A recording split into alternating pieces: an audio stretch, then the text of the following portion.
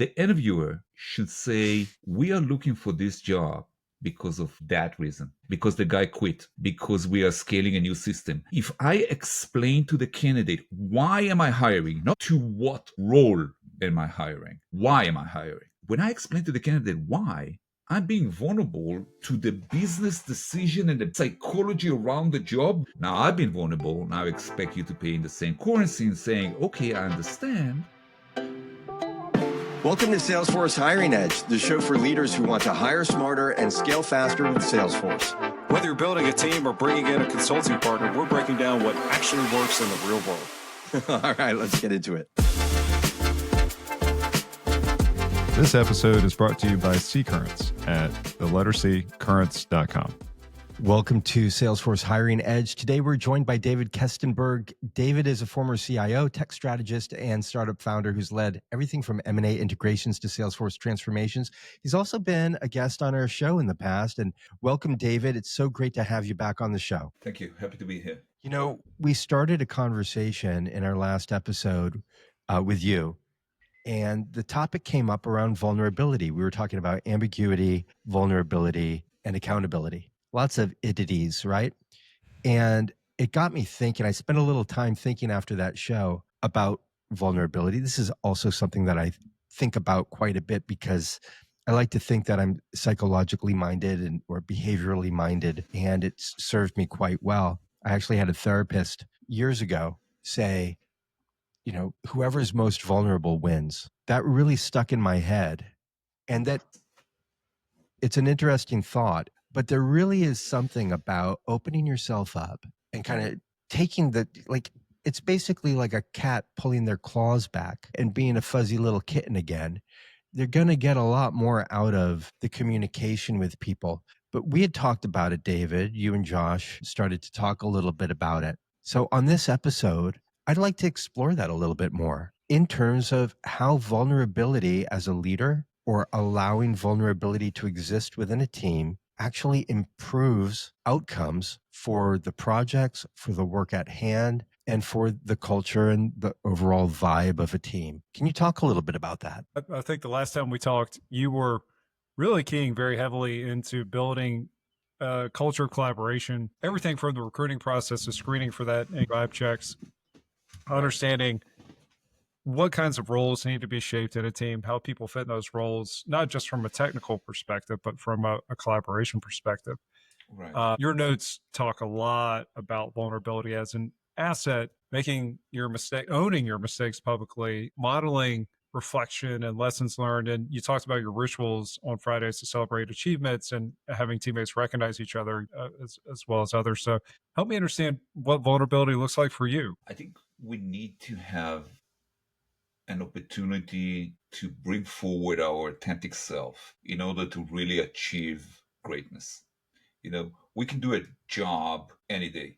To have a career, you have to be coming from inside you. And if the environment that you are working at as a job, as part of your career, is not nurturing your ability to be your authentic self, it's problematic, and it's blocking your growth, and it's blocking your ability to actually perform at your highest levels, be the best version of yourself. I had one of our leaders in Heimbach was talking about best version of yourself. And it's, for me, vulnerability is the ability to lower the walls, even if on the outside life, outside of work, outside of this environment that we create for ourselves, there are things that are more complex, that are more difficult to handle. In our group, it should be very comfortable. I'll give you a simple example. I don't know how, I'm Jewish. I'm very comfortable about talking about my faith, very comfortable talking about my dual citizenship. I'm Israeli, but I also have a citizenship, like American citizenship. I'm very comfortable talking about that. That normalize talking about immigration status. You know, when you have a lot of, postgrad students that are on H-1B and dealing with that constant fear of if they're going to get fired, they're going to get deported. And they can't talk about that because I'm not even talking about Trump. I'm talking about 5 years ago, COVID. Yeah. Okay. No one wants to talk about their immigration status or personal fate. If it's the Ramadan now and you didn't eat all day and it's 4 o'clock and you're pissed off, not because everybody's stupid around you, because you didn't eat all day. And if people don't know because you didn't want to say that you're Muslim, then you have a problem as a team. If you're a single mother and you need to leave at 3 p.m. because you need to pick up your kid, but you're not comfortable saying that because you don't want to be judged by your race, by your ethnic background, by your whatever, then you have a very, very problematic ecosystem. Now, you can't go and say, hey, what exactly are you to people? That doesn't work that way. You need to start with, let's talk about cricket. And then let's talk about your holidays. Okay, what kind of food? Let's talk food. Let's talk food. Okay, so it was Passover. Jews have horrible food. Share with us that horrible food that you're talking about. I don't know what you're talking about. I don't know what you're talking about. It is the best freaking food. I'm just gonna say that my bubby, I would finish my gefilte fish at Pesa, and I wasn't a fan. I'm still not a huge fan, but I'd finish it, and you couldn't finish it. You had to leave a tiny little bit on your plate because if you blinked, there'd be a whole other piece right on your plate. Like, I will always eat my gefilte fish because my dad used to, and it's we're Polish Jews. That's it. Like, you're gonna eat that. My kids know that they need to eat it. It is what it is. It is what but it if is. you bring it to a Friday call and you say, "Hey guys, I have this horrible food," and then all of a sudden, the Indian guy is talking about this amazing drum that they have and the music that he sings, and then the other guy is talking about that. Then when it matters, when it's Friday at 3 p.m. and the Muslim guy needs to go pray, or there's a dentist appointment for the single mother baby, they will come and say, "Hey, I'm owning the vibe that we created here and sharing something that in some entities can be weaponized against me. But because I modeled it, I started with it. I'm talking about myself, not because I'm an egomaniac that love to talk about myself, because I want you to talk about you. Because I want you to talk about you with your colleagues, not with me." Well, it's like you're celebrating diversity. You're creating an environment of open communication and trust, right? Because if people feel closed off, I don't know if I can share everything. And it's compassion. It's compassion and understanding. When we think as individuals, decide, look, we've got our three faces, right? We've got our public life, our private life, and then we have our secret life. Yes. No one's asking to break into anybody's secret life here, right? The thoughts that you don't share with anybody. Yeah, but let's touch on that diversity thing. Okay, so I understand diversity. I get it.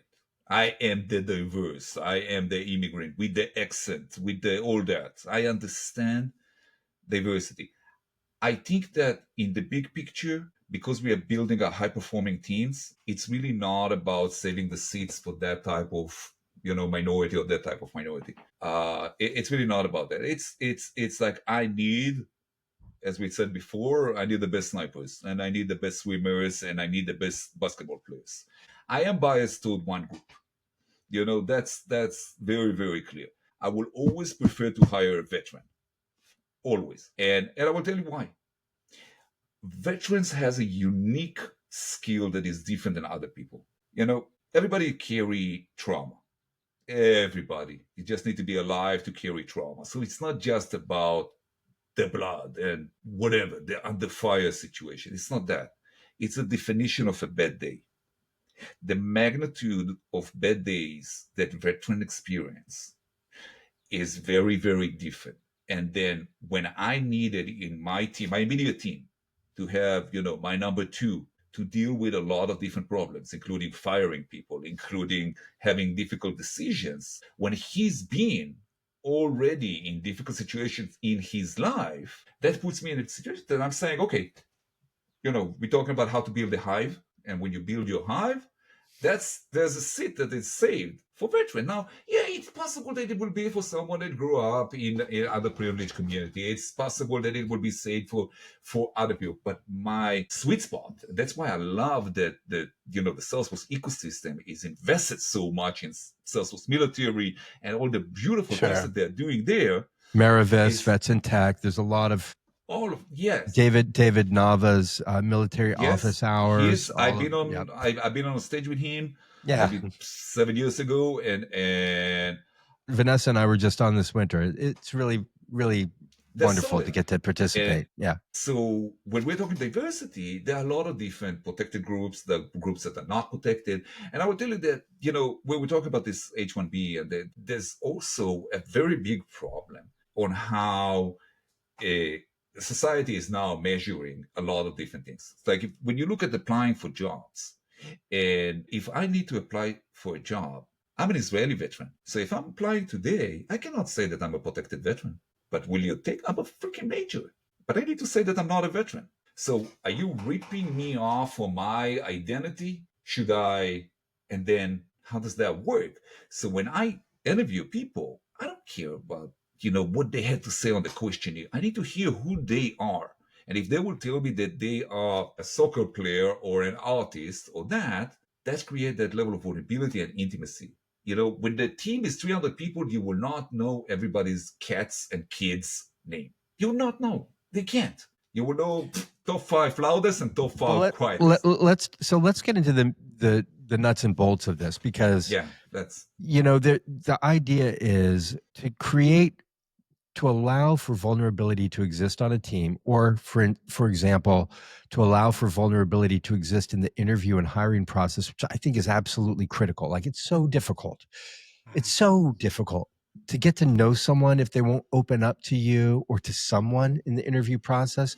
You might have 3 or 4 or 5 people involved in the interview process. They've got to open up to at least one of them. And it's got to be the person that is trusted by the others to be really good at being able to pull that information out. For my clients, it's me.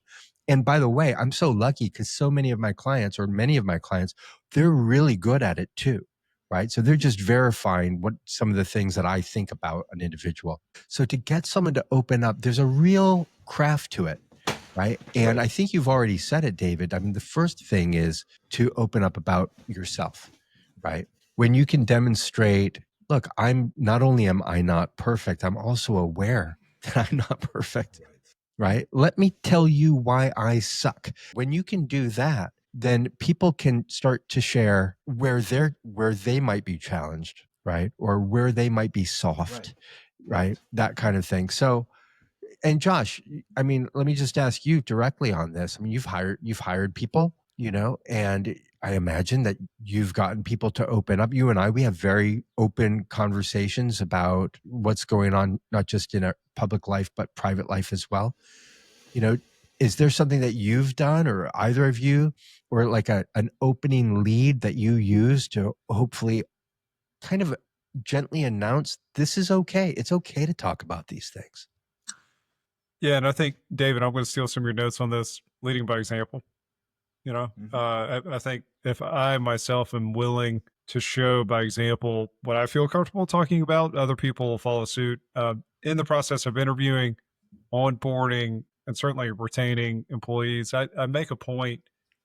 David, you mentioned this in some of your comments earlier, of opening conversations, just catching up with people. How are you doing? What's going on? And it's okay to talk about tough things as much as it's okay to celebrate the good things. Life is life. Life is going to life on us, whether it's good or bad.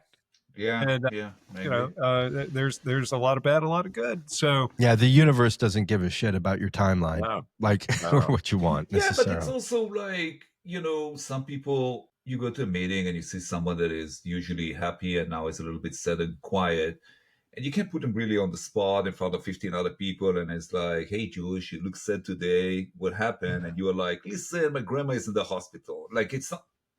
Sometimes it's really, really difficult to do that. But if you send a text message, whatever, a Teams or a Slack on the side and say, hey, bro, we good? What's going on? You need a day off? Like, what's just acknowledging that you've seen it can be changing, to the positive. Now you talked in the prior episode when you were on before, you talked a little bit about how you build that immediate team around you. You surround yourself with the people that you already know. Like you can look at your network and you can pull them in. Not everybody is our age and has, an extra 20 years. Some people have 5 years, some people have 10 years. They still need to hire a team. Their network's this big. And even if they knew how to build a network or knew how to identify who's good, who's not, they might still have some challenges simply because of time in the seat. They just don't have it yet. So they're going to hire their first team. for instance, they need to find out how real someone is. What is your like, what are you looking for? Are you, do you consider yourself to be pretty good in general at, for instance, I don't even want to say it, but like lie detection, or like telling when someone's Yeah, hiding I can do something? bullshit detector. I can do bullshit detector, which is great. But I'll give you a short story. I ran my first startup, wasn't really good. Interviewing a lot of interns. There was it's 10 years. There's definitely it's old and not relevant story, but from a people perspective, but from a value perspective, there is. There was an intern that came in, and I'm like, nice to meet you, sit down, I read his resume or whatever. I'm like, what's your name? And he's like, my name is Chris. And I'm like, I'm looking at him, and he's Chinese, maybe 22, maybe 21. And I'm like, you're Chris? He's like, yes, I'm Chris. And I'm like, how's your mother calling you? And he's like, Yupeng. And I'm like, would you like me to call you Yupeng? He's like, yeah, that would be nice. I'm like, so why did you tell me that your name is Chris? He's like, because they taught us to Americanize ourselves. And I'm like, you don't need to. You can be whoever you want to be. That's the whole point. You're in an interview. You want to be, you're coming to a job. You have the opportunity to be whoever you want to be. Yeah, right. I am, don't lie. Don't own things that you never done.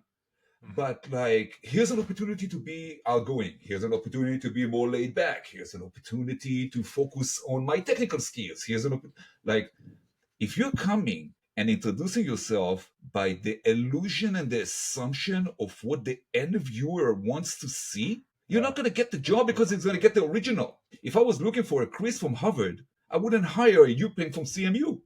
It's not like, so be you, and you are way more high likely to get the job just by being yourself. Like, we have this ideal Zuckerberg, Musk, like, I need to be here, I need to have a certain accent, I need to go to a certain school, I need to leave a certain school, I need to have no. On your journey, be very comfortable with who you are and what is the next step. Don't commit for 10 years. Just, where's north? Where's north? Keep going to your personal north. And if you're moving and growing and learning, everybody's going to want to hire you because you're adapting to the future and not just creating some persona that does not exist. Like, I would never be able to come across as a Princeton MBA with on the rowing team. I'm not. I'm just not. Just, it's very apropos. I was watching this video by Chris Hughes. I'm not sure if you guys know who Chris Hughes is. He's a former PsyOps guy. I think he did about 20 years in the CIA. And he's a big behavioralist, got a PhD in neurology. And he's one of my favorite YouTube guys to follow. And he was talking in this recent episode about how there's so much crap on YouTube and on the internet around like how to appear confident, how to look like you're confident, like how to speak like an authority figure. And it's just like slapping a bunch of Band-Aids on stuff. He said, look, confidence is a byproduct. It's a byproduct of what you are, of your knowledge, your ability. It's a quality. It's a byproduct. To pretend that you're confident when you're not, he said, that's no different than taking some duct tape and an orange and taping it to an oak tree and calling it an orange tree.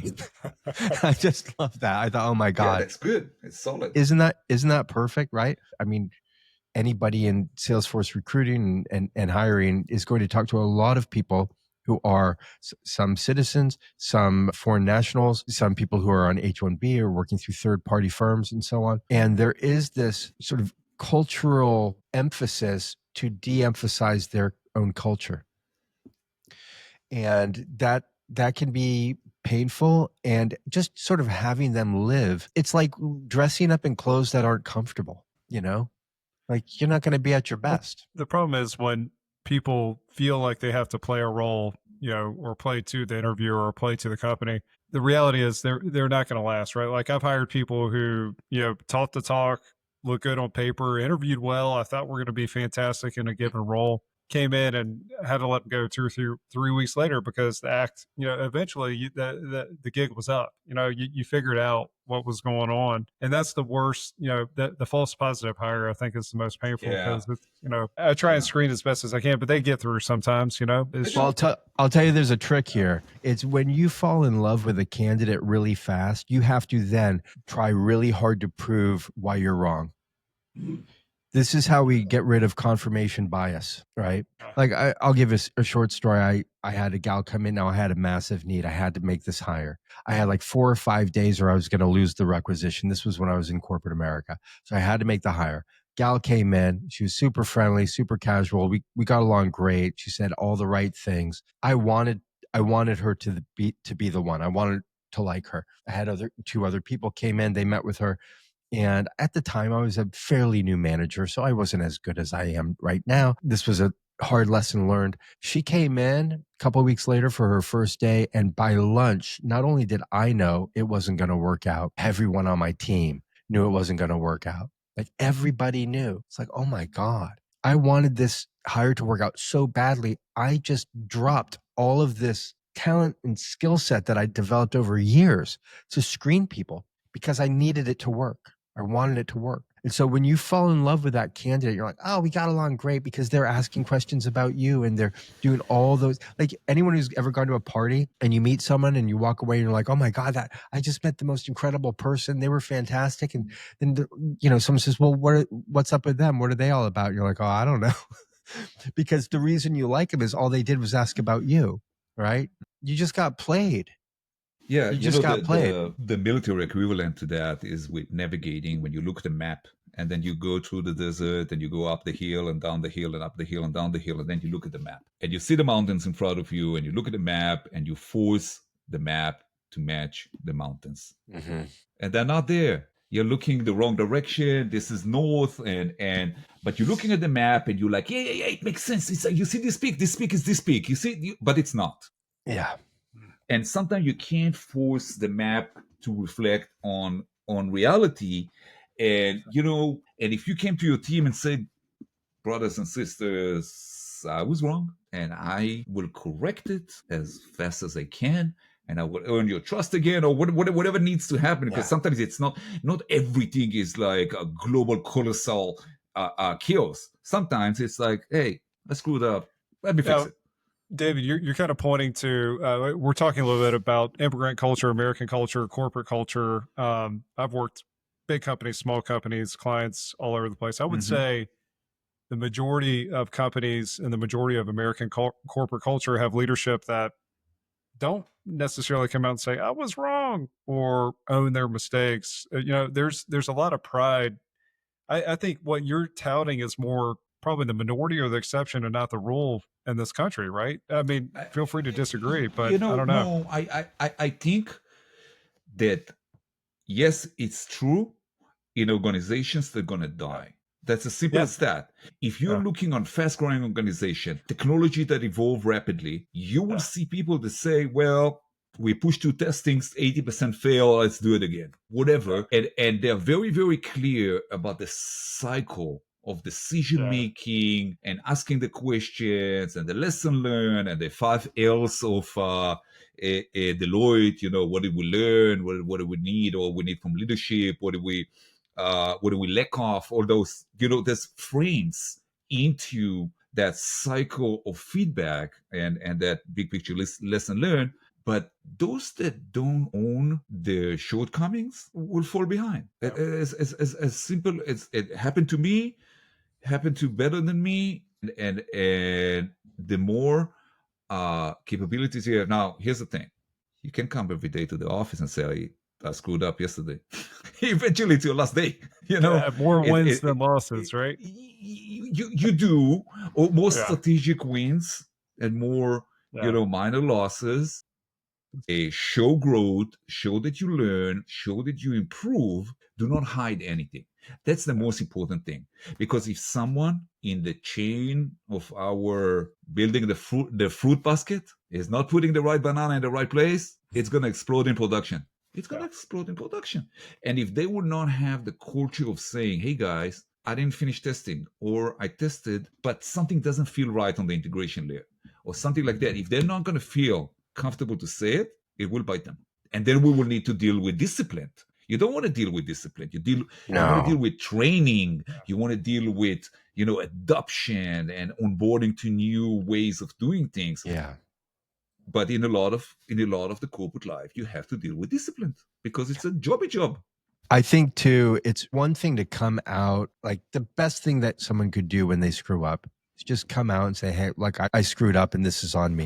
And you got to do it so that it doesn't land on your boss or on your coworker and they had nothing to do with it. If the shit's going to land somewhere, it should land on you if you're the cause of it. And you should own it. And ideally, you're owning it before anybody else is either uncovering it or after they've uncovered it, but hasn't like kind of tried to find out. But the number one thing that you absolutely have to do is if you are asked, did you screw up? You have to own that. Like you can't lie. This is so, you can't lie. On the ethical scale of behavior, as a society, we have the common law. You break the law, you go to jail. But we expect everybody to be at the volunteering level, at the ethical level. But everybody lives around that, close to the law, just not breaking the law. So if you break the law, if you lied, you can't. You're done. Pack your stuff. We'll see you in the, somewhere else. Yeah. But you can't expect everybody always to be volunteering, always raising their hands to who want to do deployment on Friday at midnight. It's not. Yeah. They're going to behave a little bit above what asked to be able to have a cushion to survive. But if there's bad intent and someone lies, they deserve the full hammer. Like this is not where we are. And when we're talking back into, the value of, me as an interviewer to be able to identify someone into 20 minutes conversation because he's wearing a Manchester United shirt or has a album on his, wall behind him. Yeah. No, we can't predict the future. We get more experience with the vibe check. And when the candidate is authentic to himself, then he's making our life easier because then I don't need to swim through the bullshit. I just like, okay, I understand. You have an accent. I have an accent. It's great. Awesome. All right, let's move on above that. Can we actually do the work? So this has been a very good conversation, guys. We're going to wrap it up. I want to just do a quick round robin if I can. Yeah. So I'm going to go with you first, Josh. Again, the main topic has been around vulnerability. Ideally, vulnerability in the process of hiring. Also, to David's credit, of course, like keeping a team, building the right team, making sure that the culture of that team is solid, right? What's your number one piece of advice or one of your top pieces of advice for people who are working either as a Salesforce customer or a Salesforce partner? What's something they can do to demonstrate vulnerability and also get or allow candidates to be more vulnerable with them, more open? I think while David was talking earlier, the first thing that came to my mind, not just the folks making mistakes and not fessing, but I think one of the biggest mistakes in our business is not saying, I don't know. I think a lot of people are afraid to say, I don't know, I don't understand, and make assumptions and move forward and work on bad assumptions or try and hide it or try and mask it in certain ways. That's dangerous. That's another variation of I think I wouldn't call that lying, but I mean, you're not really volunteering that I'm taking on a task I don't know. That's a prevalent problem when you look at failed implementations in our world, man. I can't begin to tell you how many firefights I've been in to rescue failed implementations. I think 80-90% of the projects I pick up these days, I'm having to refactor a ton of work. There's a lot of bad stuff, and that comes 10 times out of 10 saying, I don't understand the business requirements. I don't understand how to implement the solution you're asking me to implement. I'm not talking to my teammates. Yeah. So what you're talking about is not imposter syndrome. We're talking just imposter.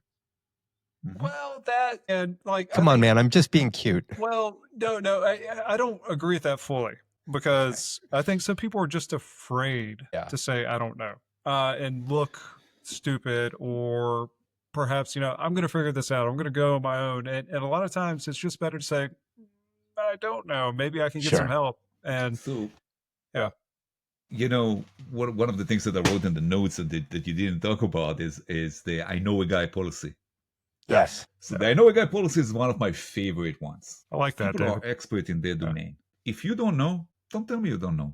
Ask for the I know guy. Who is the expert on Capado, push to prod, and that versus that? Talk with that guy. So once you leverage that I know a guy, all of a sudden you don't need to say I don't know on a forum of 50 people on a call. You can just talk with the dude.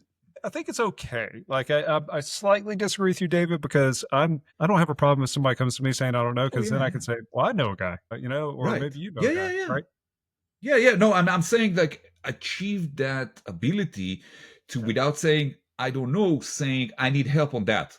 I need help. And then you connect them to the guy. Or to I love it, man. No, that's so important, and I think that you identified that early. You could save people 3-4 weeks of major headaches and catastrophes, right? Little things snowball into bigger things all the time, and it always, I found in my experience, sometimes 10 times out of 10, it's from somebody just not raising their hand. Right. Yeah.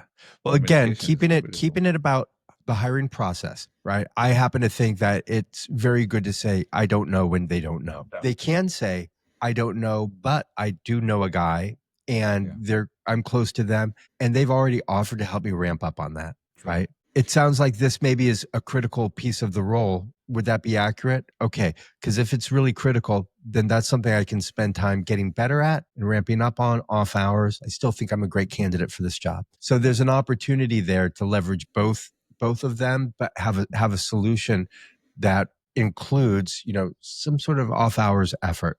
All right. Same question for you, David.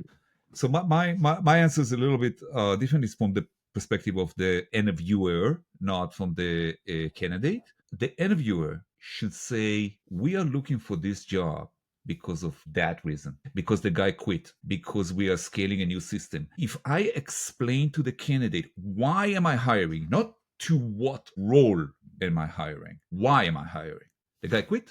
You're going new system. You are thinking about new products. You need to support now whatever business from other unit, whatever it is. When I explain to the candidate why, I'm being vulnerable to the business decision and the business psychology around the job, which will be the ecosystem of that individual and his definition of success. Now, I've been vulnerable. Now I expect you to pay in the same currency and saying, okay, I understand that they quit after 3 months because it was stressful. I'm good with stress, or I'm a little bit early in my career. I don't know if I have that type of longevity, stuff like that. So opening with a vulnerable statement by explaining why we're hiring and not what we're hiring creates the right tone and vibe to the continuation of the conversation. I loved both of your responses. I think it's terrific. I'm going to throw in the third one here in the hat, which is simply to give them a way that they can't back out. And the way I like to do that is position them with what I call the 3-month question. And by the way, we can do this you can do it as a candidate. You can ask this as a candidate. You can also ask it as an interviewer. As an interviewer, it would sound like this. David, you seem really good for this job. I can't offer you the job just yet because we're not through the process. But I want you to imagine that you're offered the position and you're really excited about it and you start. I'd like to know what we're going to know about you 3 months from now that we'll have wanted to know about you today. And just so you know, this is really important, okay? Because we will know. So tell us what that is right now. You will get emails from me at 2 a.m. Yeah, there you go. I've gotten texts from you at midnight, so close enough. Maybe not. I could be confusing you with another Kestenberg. You're probably right. Wonderful session, guys. Thank you, both of you. David, really especially for being a terrific guest here now twice on the show. You're always welcome back. We really appreciate you here. Love to. Thank you so much. You bet. Great insights, David. Absolutely. Thank you. Make sure that you're following Josh LeQuire and David Kestenberg and myself, Josh Matthews, on LinkedIn. Check out Joshforce on YouTube. If you're listening to this on a podcast, you might enjoy the video of this program.